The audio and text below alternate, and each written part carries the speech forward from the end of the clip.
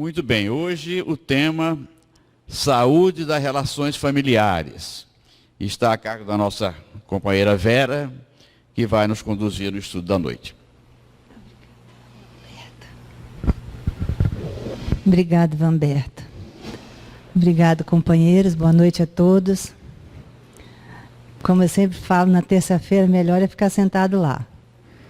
Então, aqui é sempre mais estressante.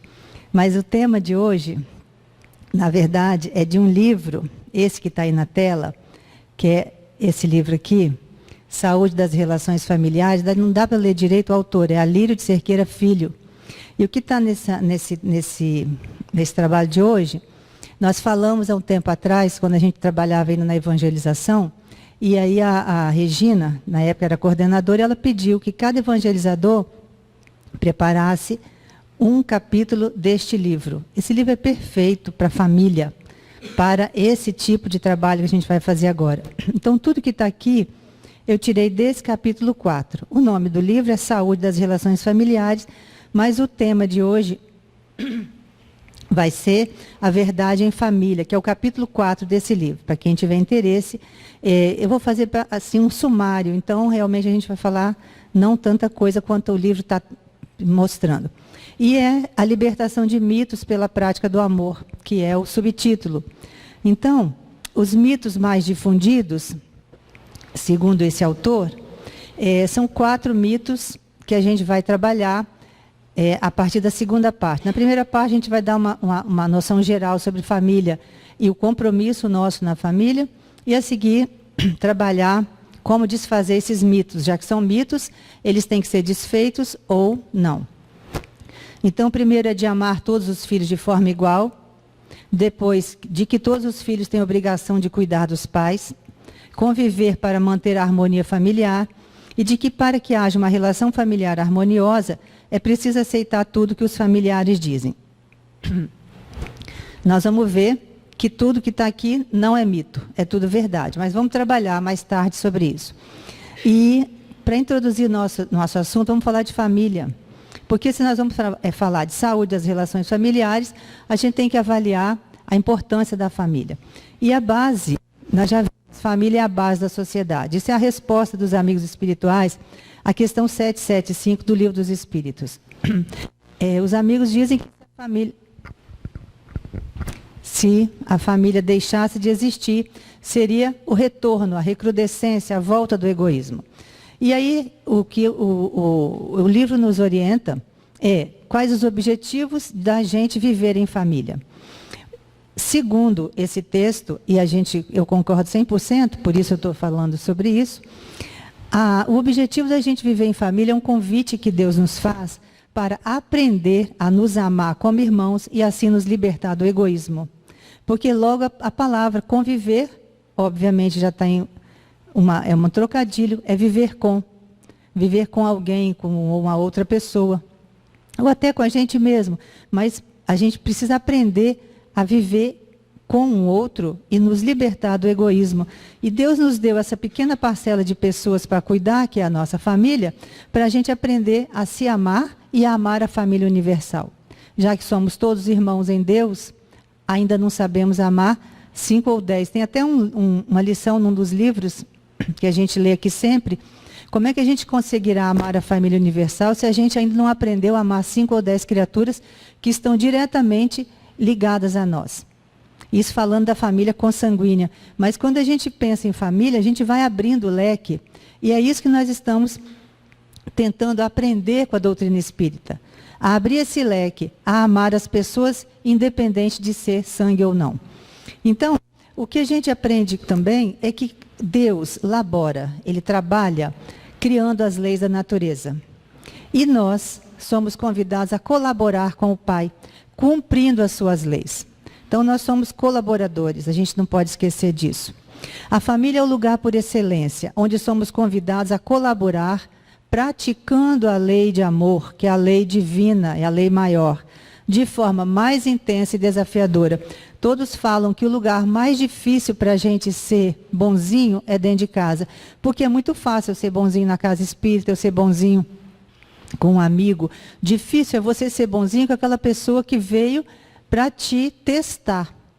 Nós estamos dentro da família constantemente fazendo testes de paciência, de boa convivência, né? Tem até uma história que fala que isso aqui não existe mais, mas algum tempo atrás se falava que o homem podia, lá fora ele era o senhor, dentro de casa ele podia virar monstro, porque ele chega em casa, ele explode com a mulher, ele grita com o filho. Isso a gente não quer ver mais. Então nós estamos tentando aprender a não ser assim. E com relação à família ainda, somos convidados a colaborar com o outro no seu processo de evolução. Cada um labora o seu processo e colabora com o outro. Essa é a função da família, a gente colaborar com a evolução do outro. Colaborar com a melhora, porque ninguém sobe sozinho, ninguém é feliz sozinho. Nós temos que ser felizes juntos. Quanto mais consciência o ser tem de universo, de mundo, de ser filho de Deus e de ser pertencente a essa família universal, quando você pensa numa pessoa triste em algum lugar ou sofrendo com uma doença, você se incomoda. Então, quando a gente quer falar em felicidade, a gente precisa aprender que nós só vamos sair daqui quando todos nós nos vermos como irmãos. Quando eu gostar do companheiro, como eu gosto de um neto. Nem vou falar do filho, que de vez em quando dá vontade de dar uns tapas no meu filho. Mas no neto, não. O neto é ainda o amor mais forte do que um filho. Hoje eu acho isso, porque eu sou vó. Bom, somos convidados a exercitar o amor na forma conjugal, na forma maternal, na forma paternal, filial, fraternal, etc. Mas a relação conjugal será a mais difícil de exercitar o amor. Porque é a única no seio da família que começa voluntariamente e se mantém voluntariamente. Então, não existe ex-pai e ex-mãe, mas existe ex-marido. Então, é a mais difícil, porque se é fácil assim descartar, é aquela que você precisa aprender a trabalhar melhor. E, no planeta de provas e expiações, não é possível a gente ter uma família perfeita. Porém, é possível nos esforçarmos para torná-la cada vez melhor. Para isso, estamos reencarnados junto a esse grupo familiar. Então, a palavra que a gente vai ouvir mais aqui, e a gente mais lê nesse livro, é esforço. Não é forçar, é esforçar. É bem diferente. Então, para a gente viver numa família perfeita, nós temos que nos esforçar. É um trabalho de longo tempo. Queremos os benefícios de ter uma família saudável? Queremos. Mas, às vezes, nós também não fazemos os investimentos para tornar essa família saudável. A família, então, é um ambiente onde Deus reúne as pessoas para que se libertem do ódio. Parece forte, mas há famílias em que existe ódio entre os seres que estão ali. Há famílias que ainda existem. A família é um laboratório. Dizem ainda que é o maior laboratório que Deus nos dá.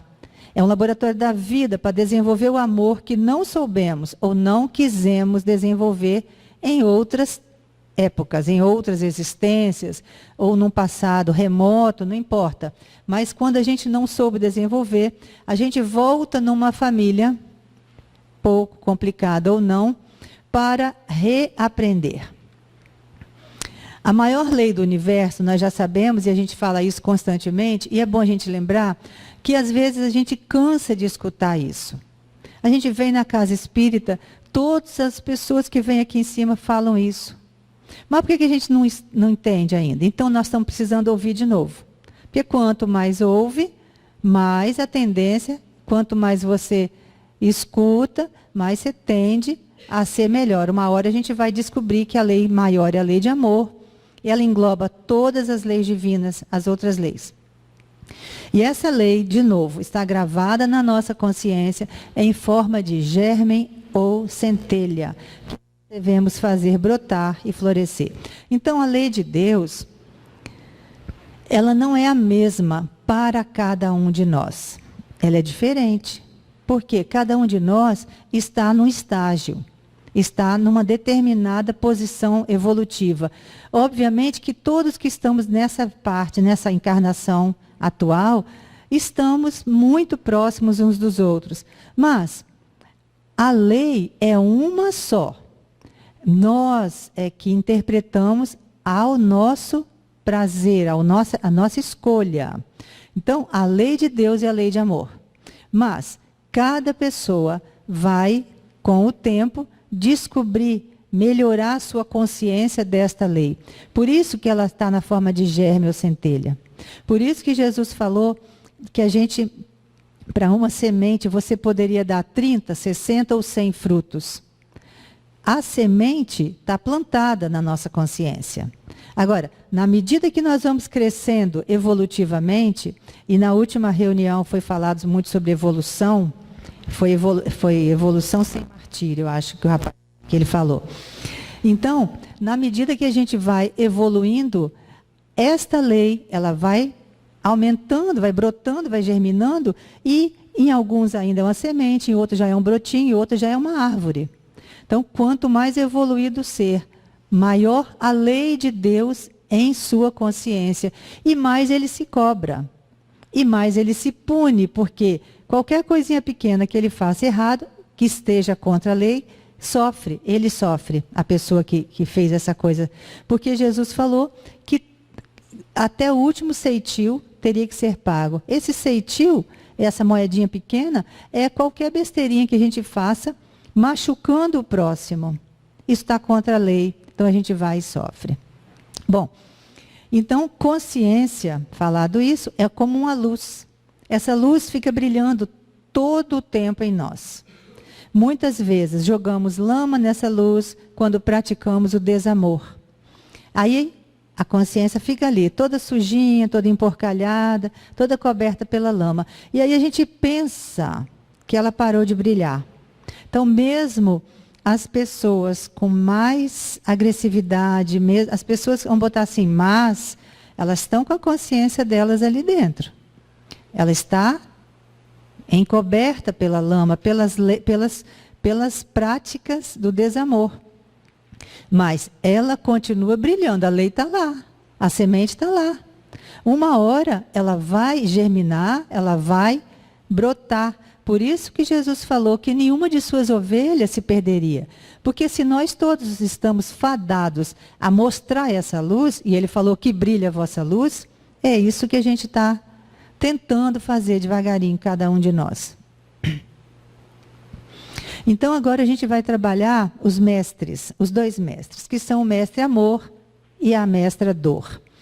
A vida nos convida à educação pelo mestre amor, terno, gentil, ou a reeducação pela mestra dor. Então, toda vez que eu praticar o desamor ou o pseudo-amor, que é o amor, que eu penso que é amor, mas na verdade não. Quando a gente pratica o desamor, a gente sai do padrão de vibração do universo, que a gente já conversou isso. É como se fosse uma seta na vertical. Quando eu saio do padrão de vibração da lei de amor, da lei do universo, da lei de Deus, eu praticando atos de desamor, atos que vão contra essa lei, a vida me convida à reeducação. E a reeducação pela mestra dor, que é severa, nos chama a correção de nossas relações equivocadas. Por isso que a gente fala que quando a gente fala assim, eu vou para o espiritismo pelo amor ou pela dor, não deixa de ser, né?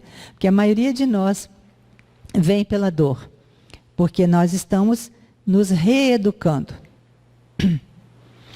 O convite da vida através da dor.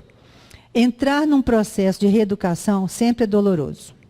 Por exemplo, fazer prova, ficar reprovado e fazer de novo o mesmo ano é muito chato, é enjoado.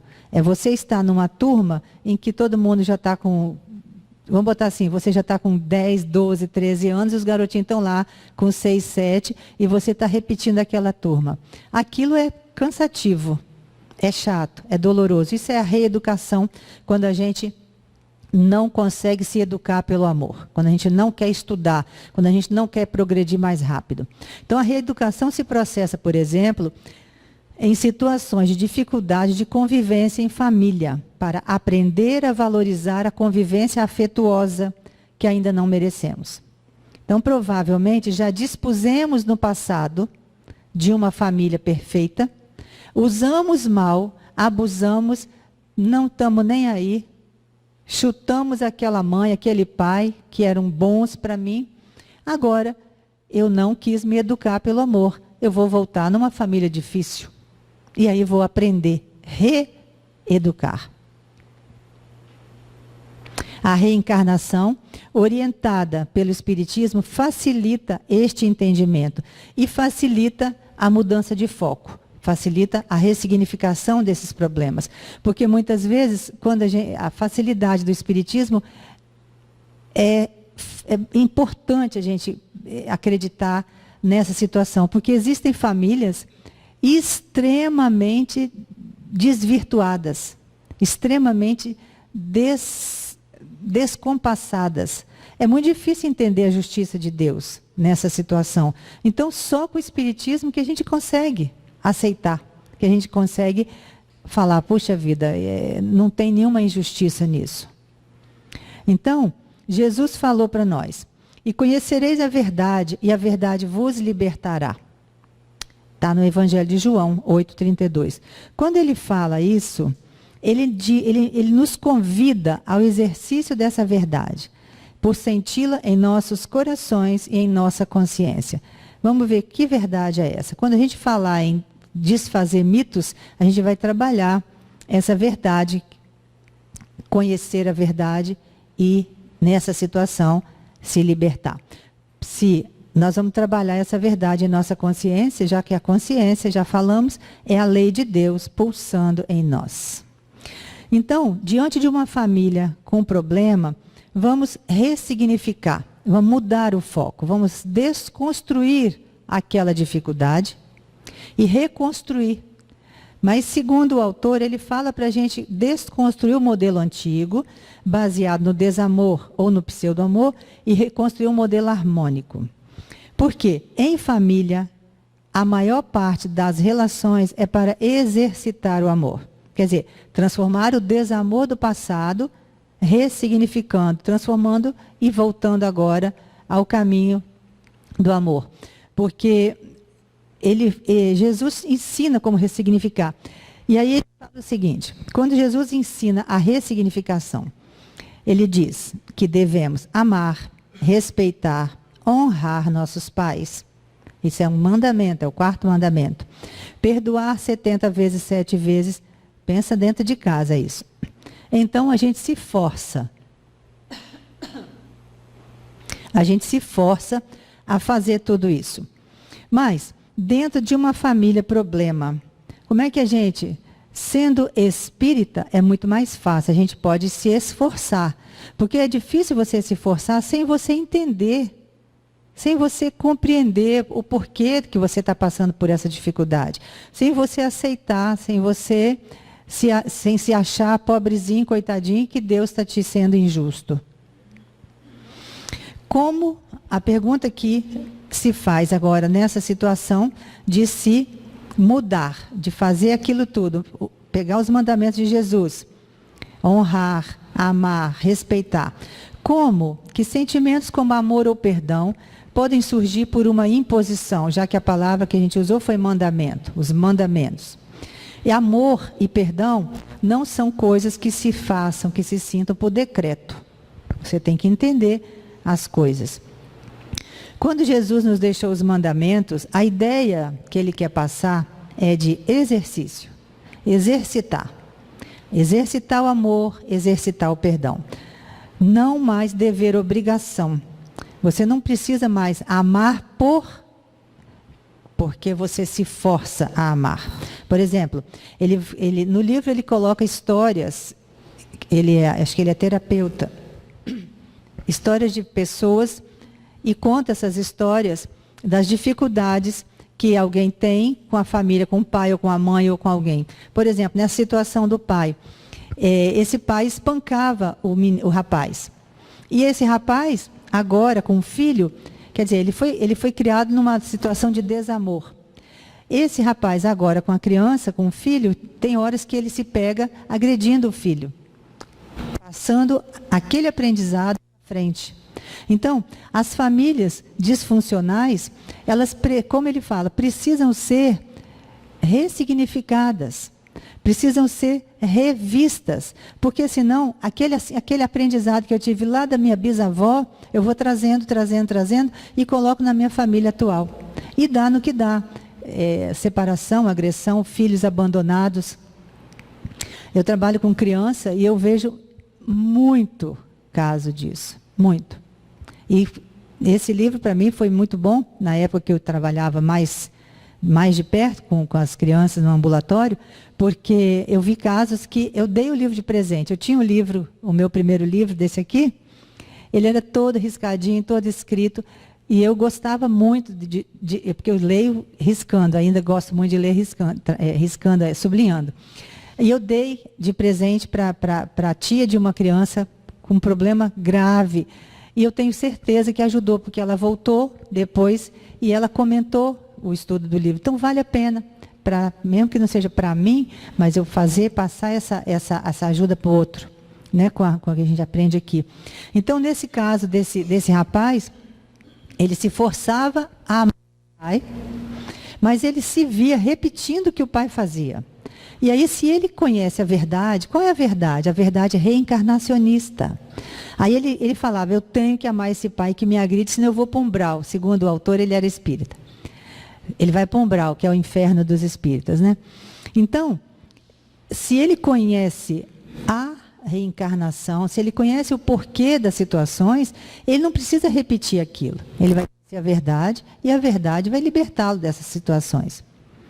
Então aí ele começa a trabalhar o exercício. Ele não vai mais ser obrigado, eu tenho de amar como um mandamento, mas ele vai exercitar o amor. Então agora é dever consciencial. Ele vai amar e perdoar, porque essas leis estão gravadas em nossa consciência. E ao conseguir fazer isso, nós estamos no caminho reto, no caminho de ligação a Deus. Quando a gente não faz, nós sofremos, porque vamos contra esse caminho natural. Entendendo as dificuldades do outro, isso também é muito interessante, porque falar assim, perdoar é fácil, e falar é fácil, etc. E eu vou deixar essa pessoa que me bateu, que me agrediu, que estuprou alguém, livre. A gente tem que pensar o seguinte, que o perdão não vai libertar a pessoa, vai me libertar. Olha bem, entendendo as dificuldades do outro, eu estou exercitando a indulgência e o perdão, que são dois dos tópicos que estão relacionados à caridade, como Jesus ensinou, que é benevolência, indulgência e perdão. Eu tenho indulgência para com ele, eu entendo a dificuldade dele, porque ele também já foi uma ave ferida, ele também já se machucou, alguém já machucou essa pessoa, então só não pode continuar esse ciclo vicioso. Que tal se a gente parasse, entendesse e a partir daí fazer diferente? Percebendo que o perdão que eu dou ao outro, no caso a esse pai que me agrediu, a essa mãe, eu não estou eximindo essa pessoa dos seus erros diante de Deus e da vida, mas vai estar soltando os grilhões que me prendem e me impedem de ser feliz. Em qualquer situação, o perdão é isso. Ele ajuda a soltar os grilhões que te prendem àquela situação que te faz manter a mágoa, manter o rancor, manter a ira, manter sentimentos que agridem, que dão dor, que dão sofrimento, que dão dor de estômago, que às vezes dão câncer, a mágoa, né? Então o perdão, a indulgência, a gente vai estar devagarinho, a gente vai estar se soltando, vai mudando. E quando eu faço isso, eu posso reconstruir, eu posso ter uma base para ter uma família mais harmoniosa. Exercício, então, é o verdadeiro sentido da palavra mandamento nessa situação. Então, agora a gente vai começar a segunda metade, que é o tema, desfazendo mitos através da lei do amor. Então, vamos trabalhar 4 mitos, talvez eu não consiga falar os 4, mas aí eu já deixo vocês pegarem o livro, deve ter no Tomé, né? Esse livro aqui eu comprei aqui. Então, desfazendo mitos. O primeiro mito, que é um mito extremamente doloroso para as mães, ele diz o seguinte, que a mãe ama todos os filhos de maneira igual. Uma mãe que só tem um filho não sabe isso, mas uma mãe que tem 5 filhos também não sabe isso, que ela não tem tempo para nenhum. Mas a mãe que tem 2 filhos, a minha mãe tinha 5 filhos, era tudo igual. Então, bora. Sai todo mundo aqui. E com 2 filhos é mais difícil, que um consegue encher a paciência da mãe de forma diferente. Então, a mãe que ama todos os filhos de maneira igual, neste planeta de prova e expiação, não existe.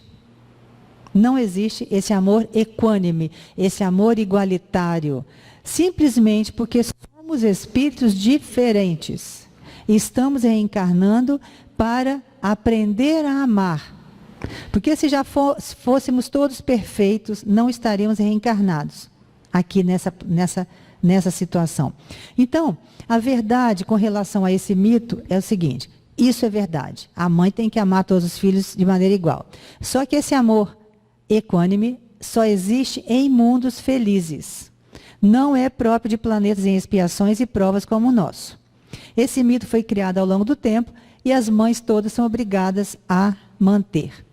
É um tabu, porque gera conflitos desnecessários, porque nessa fase de nossa evolução encarnamos em famílias com afetos e desafetos. Então é para isso que nós estamos aqui, nós estamos encarnados para aprender a nos amar. Se a gente já amasse todo mundo igual, agora é mais fácil, como eu falei, é muito mais fácil a gente ser bonzinho no lugar que a gente se entende, né? Que todo mundo professa a mesma crença, que todo mundo se respeita de forma igual, mas dentro de uma família não é assim. Não é sempre assim. Então, qual é a solução nessa situação? Reconhecer a verdade. Conhecereis a verdade e ela vos libertará. E comece a fazer exercício de amor. Qual que é essa verdade dentro da visão reencarnacionista? Essa mãe que não ama a todos de uma maneira igual, ela não é monstro. Ela não é uma pessoa... Ela é igual à maioria, só que a maioria pratica o desamor, quer dizer, finge que ama. Mas entre 2 filhos, ela prefere segurar mais um no colo do que o outro. Ela passa mais a mão na cabeça de um do que o outro. Então, dependendo do grau de afinidade dessa mãe com aquelas crianças, com aqueles filhos, ela vai por gestos não verbalizados. Não precisa, porque às vezes a pessoa fala o seguinte, você fala uma coisa, mas os seus atos mostram outra. Você fala para o filho, não, você está errado, eu te amo igualzinho eu amo o Joãozinho. Não é verdade, e ela sente isso, mas ela sofre. Então ela está mentindo para ela, está mentindo para o menino. Então a orientação do autor é que ela entenda a verdade, que ela aceite que ela ama mais um do que o outro, que ela e converse com a criatura, com o pequenininho. Só que não vai conversar com o pequenininho e fala assim, não, olha, eu não amo você mesmo, não, você é bastardo. Não, não é isso não. Ela vai esperar uma certa idade e vai conversar quando ele já tiver condição de aceitar. Dentro, sendo reencarnacionista, eu estou falando, porque quando a gente não é reencarnacionista, nós vamos continuar aceitando que Deus quer que a gente seja daquele jeito, que a gente ame nosso filho, que a gente ame todo mundo igual e continue sofrendo. Porque se todo mundo foi criado na hora da concepção, se o espírito foi criado igual na hora da concepção, então somos todos 0 a partir daqui, nesse é mais difícil. Por isso que a reencarnação facilita esse entendimento. Então, dentro dessa verdade, como a gente vai conversar com essa criança? Muito bem, ele fala o seguinte, se o melhor é dizer a verdade, como a gente faz isso na prática? Aí ele compara a verdade com um diamante. Eu botei um diamante aqui, que por sinal está lindo. Deixa eu ver se aí, olha, tá. Esse diamante é lindo, mas ele diz o seguinte, que o diamante, a verdade é como um grande diamante que faz brilhar a nossa vida. E faz brilhar quem ganha também, né? Já pensou? Quando você oferece esse diamante a alguém, ela, no caso a verdade, ela faz brilhar a vida do outro. Mas se você jogar na cara do outro, vai machucar, como uma pedra qualquer.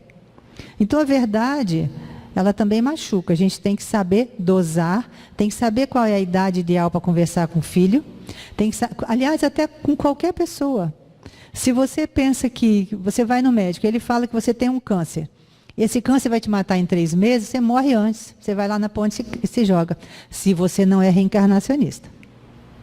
Mas você entende, você consegue superar. Mas a verdade tem que ser falada com carinho e na hora certa. Quando então falar isso com a criança? Ao final da segunda infância, de preferência na adolescência, quando aquele jovem já vai ter condição de refletir de forma abstrata e compreender esses conceitos. Ele já está na evangelização, ele já conhece a reencarnação, ele já conversou, já tem amigos, já sabe que a família pode estar passando por dificuldades. Por quê? Aí a mãe e o pai vão conversar: meu filho, nós temos um pouco de dificuldade, mas nós estamos juntos para aprender a nos amar. Essa é a função dessa família. E vai conversar com o carinho que a situação exige. Só não pode continuar falando, não, eu te amo igual ao outro, te amo igual ao outro, e falando que o garoto é mentiroso. Porque se o garoto percebe e fala para a mãe, você não me ama, e ela fala, não, eu te amo, ele vai se achar mentiroso. E ele isso aí já é uma situação de pseudo-amor. Fingindo uma situação que não é verdade, vai criar esse filho e ele vai partir para uma família também assim equivocada. Por isso que a verdade, falada na hora certa, com carinho, com atenção e com amor, e fazer como ele fala no texto, exercícios de amor. Fazer exercício de amor, tem mães, e infelizmente eu já vi acontecer, que desprezam as crianças ao nascer. Existem a depressão pós-parto, em que a mãe não quer ver o filho, em que a mãe não consegue amamentar aquela criança, que a mãe sente nojo, não é nojo, mas a mãe não se sente feliz com aquele filho. E ela empurra ele para lá. Tem crianças que podem morrer de fome. Eu já vi muita criança desnutrida, grave, por problemas de depressão. Mas da onde vem isso? Pós-parto. Quando o espírito reencarnante é amigo do espírito mãe, a gravidez e o parto e o pós-parto é tudo perfeito. Mas neste nosso mundo, isso não é a regra, isso é a exceção. Então a gente precisa aprender a entender, a aceitar, a amar, a orar, a pedir a força, a pedir a Deus que favoreça aquela aproximação daqueles dois. Bom, vamos para o segundo mito. Todos os filhos têm obrigação de cuidar dos pais, principalmente quando são idosos ou doentes. Definitivamente, isso é uma verdade. Não tem dúvida. Honrar pai e mãe não é só honrar, é amar, cuidar, dar toda atenção, independente de ter dinheiro ou não. Porque, com base no dever consciencial, esse que a gente acabou de ler é o ideal, onde os filhos são convidados pela própria consciência a proverem as necessidades dos pais idosos, tanto física quanto emocional e espiritual. Então, não é só o do pai carente, mas esse principalmente. Sendo verdade isso, como é a opção dessa situação? Nessa situação, a opção é renúncia. Por que tem aqui a renúncia? Ele conta o caso de uma moça que tinha dificuldade extrema de convivência com a mãe. E essa moça era solteira, os outros filhos, cada um com sua família, sobrou para ela cuidar do pai e da mãe. Só que ela já tinha uma convivência muito boa com o pai, já eram amigos, e ela se sentia muito bem com esse pai. Mas com a mãe, ela tinha uma dificuldade terrível, e ela se forçava a amar essa mãe, a cuidar dessa mãe. E a mãe tinha depressão para piorar, então era difícil para ela. E essa moça, ela fez a terapia para entender por que ela tinha tanta angústia com relação a estar com essa mãe. Quando a mãe foi internada, ela chegou a pensar em largar a mãe lá no hospital. Mas ela dizia, não, eu tenho que ir lá porque é minha mãe. Quer dizer, ela se forçava a uma situação. O que o texto sugere é que a gente não precise a gente tem que trabalhar o equilíbrio. Nem o desamor, que é o abandono da mãe, no caso da pessoa sob os seus cuidados, nem o pseudo-amor, que é o martírio, que você vive falando assim, não, eu não aguento, mas eu tenho que cuidar dela. Isso é um martírio. Então, o que o texto sugere? O que o Espiritismo, o que esse livro baseado na doutrina do Cristo sugere? Que essa irmã, no caso, por causa do texto aqui, ela pratique a renúncia. Renunciar a quê? Renunciar a uma mãe ideal. Olha bem, a renúncia é o exercício de amor por excelência. A vida, nesse caso, dessa situação, convida a ir pelo caminho do meio, nem do martírio, nem da indiferença. É entender que eu renuncio a uma mãe amiga e equilibrada, que ainda não mereço, por essa irmã e humanidade que em alguma época eu feri. Então, nessa situação, é muito importante que a gente não trabalhe, fala assim, não, você larga de volta, vai embora. Não pode, ela é mãe. Mas, se você trabalhar dessa forma, com essa indiferença, sendo uma pessoa cristã, você vai sofrer. Você vai ser indiferente, mas vai se machucar. Vai largar uma situação que você precisa resolver agora para mais adiante. Então, é o que a gente falou antes. Se a gente precisa se educar pelo amor ou se reeducar pela dor. Então, se eu estou agora com esta mãe difícil nessa situação, provavelmente eu já estou num mecanismo de reeducação. Eu já usei mal, já trabalhei, já desprezei uma família que me acolheu numa outra oportunidade, numa outra circunstância, no caso, uma outra reencarnação, usei mal e agora, ou feri uma pessoa. Eu lembro de uma palestra que o Luiz Prete fez. Ele falou o seguinte, que a melhor forma de você agarrar uma pessoa com você e viver 1000 anos, viver 1 milênio inteirinho com essa pessoa, é fazendo mal a ela. Faça o mal a essa pessoa. Ele fez essa palestra e ela é perfeita. Faça o mal a essa pessoa que você vai ficar agarrado, porque o ódio, ela é uma corrente, te gruda na pessoa. O perdão e o amor são libertadores. Então, quando você quiser se libertar de uma pessoa, comece a amar essa pessoa. Ele contou, essa palestra dele é muito boa. Então, eu ainda não mereço uma mãe maravilhosa. Todo mundo quer uma mãe maravilhosa, no caso dessa situação. Mas ainda não mereço. Provavelmente vou merecer. Então, eu vou renunciar a quê? A uma família perfeita, a uma mãe perfeita, entendendo, dentro do dever consciencial, que se eu estou agora passando por essa dificuldade com esta mãe, ou esse pai, ou essa irmã, não importa, com esse familiar difícil, é porque em algum momento eu feri, eu machuquei, eu vitimizei essa pessoa de alguma forma, então eu agarrei essa pessoa comigo, através dos laços do ódio. E só tem uma forma da gente se desligar, é a gente refundir esse laço de ódio em laço de amor. Ele fala aqui no texto, inclusive, que essa é a desconstrução da família doente para a reconstrução de uma família saudável. Que a gente precisa fazer essa construção, essa reconstrução, morando dentro da casa. É como se você fosse desmanchar uma casa, refazer essa casa morando dentro. Quer dizer, você tem que trabalhar o amor, trabalhar a paciência, trabalhar com essa família. Você não pode simplesmente sair da família, no caso, sair da casa, reforma a casa aí, quando estiver bonitinho eu volto. Não, porque o processo de reforma, de reconstrução, tem que estar... É você o móvel principal. É você que tem que fazer essa reconstrução. Então, não quero deixar para o outro. É sua função, porque o problema, como diz o Alberto Almeida, a encrenca é entre você e aquela pessoa que você tem dificuldade. Essa encrenca que já vem de algum tempo e que agora Deus coloca na base, na forma de família, bem perto, bem dentro de casa, para um aprender a amar o outro, a laborar e colaborar.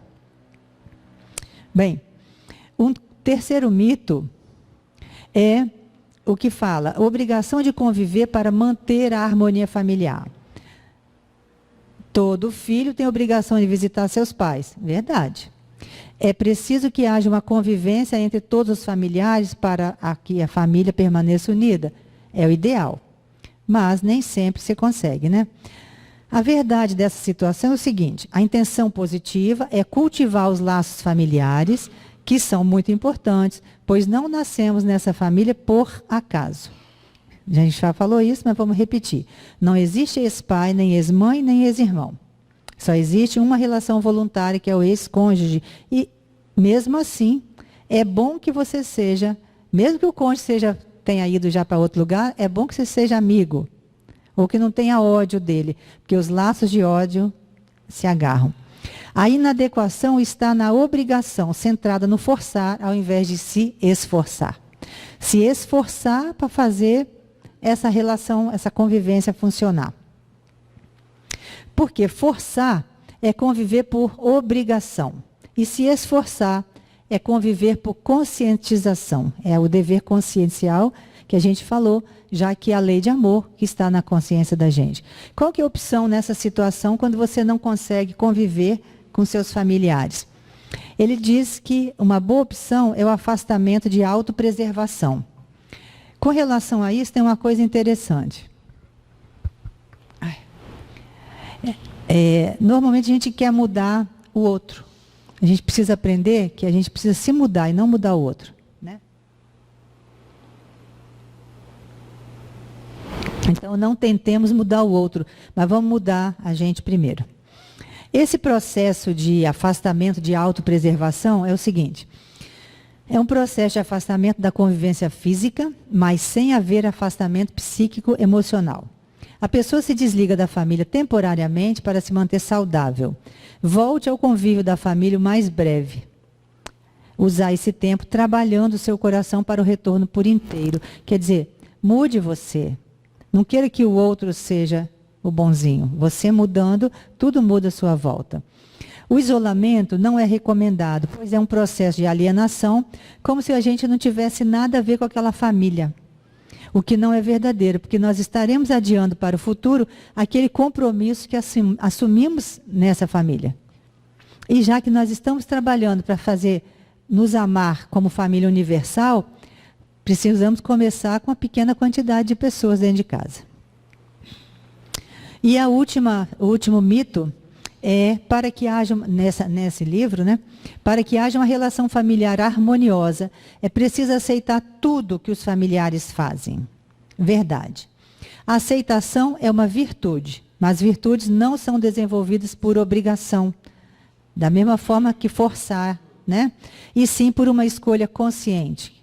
Não confundir a aceitação com a autoanulação.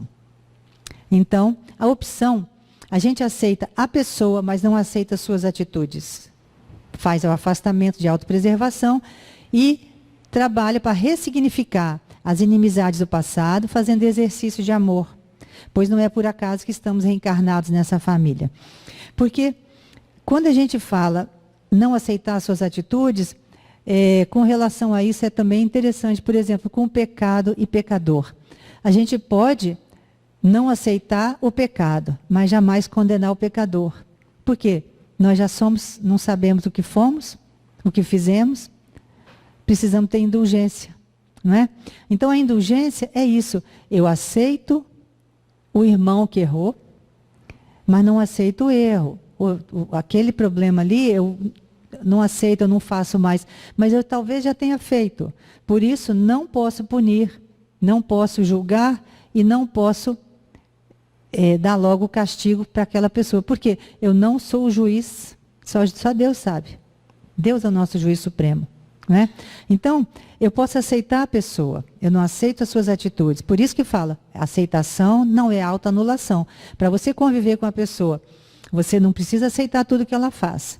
Mas a pessoa é seu irmão e está nessa família, não é por acaso. Né? Então, eu estou terminando e já que a gente está falando de família, eu gosto muito dessa matemática que Emmanuel deixou para nós sobre a caridade. Aí eu coloquei caridade dentro da família. Porque aí, o que é caridade dentro da família? A caridade é o processo de somar alegrias, diminuir males, multiplicar esperanças e dividir a felicidade. Quando a gente tiver a nossa família perfeita, não vai ser talvez nesta encarnação, mas nós estamos trabalhando para isso. Ele fala aqui no livro que essa história de reconstrução, a gente às vezes quer sair de um casebre, quer dizer, de uma família muito desvirtuada, muito complicada, a gente quer sair de um casebre para morar num palacete, numa família maravilhosa. Mas nós precisamos trabalhar para isso, nos esforçar e trabalhar e fazer e mudar e aceitar as dificuldades do outro e entender as dificuldades do outro, porque, vamos lembrar, não é por acaso que estamos reencarnados com essa família difícil.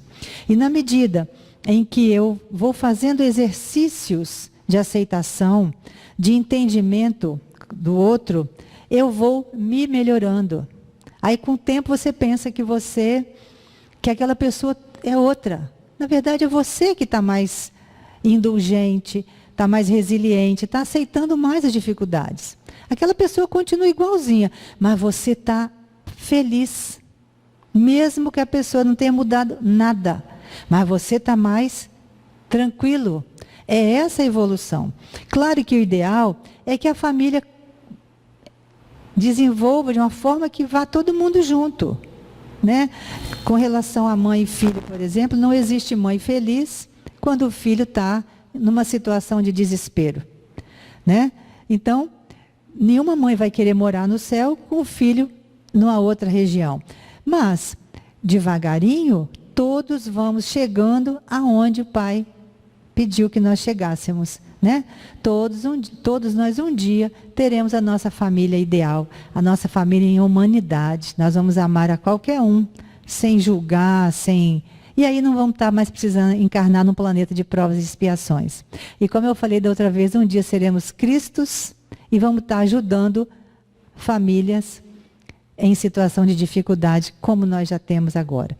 Então, que Deus nos abençoe. Eu acredito que o livro é muito bom. Quem quiser estudar isso, vale a pena. Vale a pena, porque não é só para a gente, mas para ajudar uma outra pessoa. E aí, eu agradeço e fico por aqui com mais esse carinho, que eu estou muito feliz aqui hoje. Obrigada, que Deus nos abençoe.